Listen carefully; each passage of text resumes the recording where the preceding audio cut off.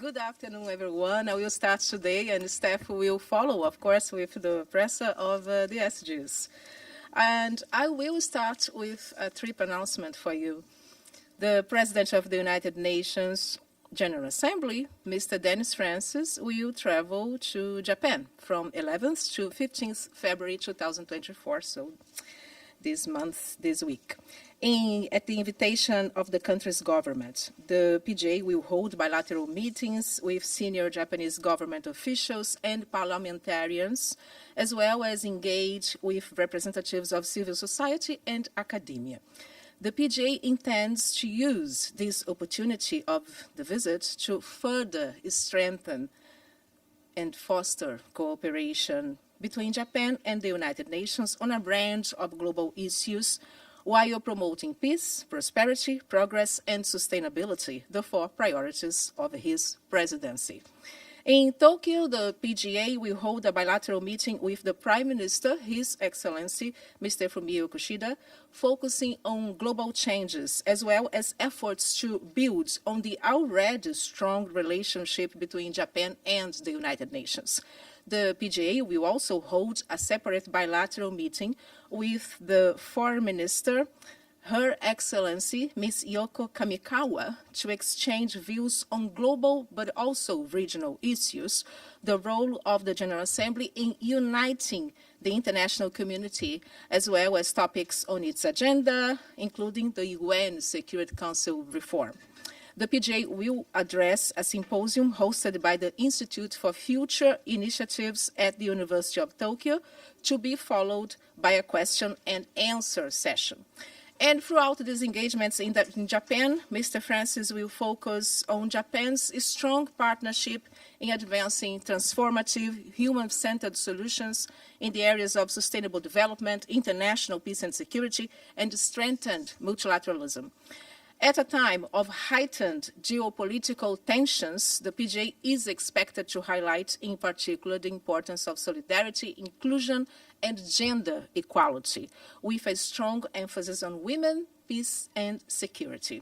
And on the 12th of February, he will visit Hiroshima, where he will lay a wreath in honor of those who perished in the atomic bombing in 1945, as well as the legacy of those who survived.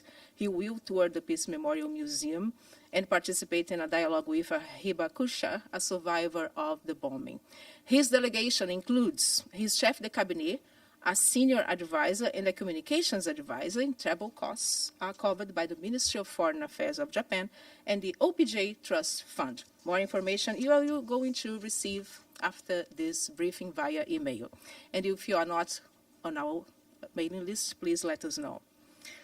So this morning, President Francis delivered the remarks at the opening of the 2024 annual parliamentary hearing, a joint initiative between the Inter-Parliamentarian Union, IPU, and the President of the GA.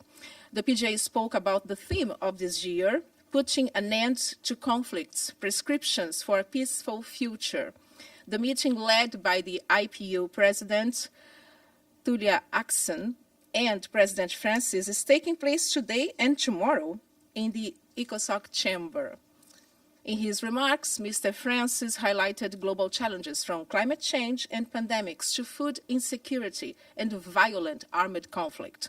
He said that the challenges confronting us today are too big for any one nation to handle alone.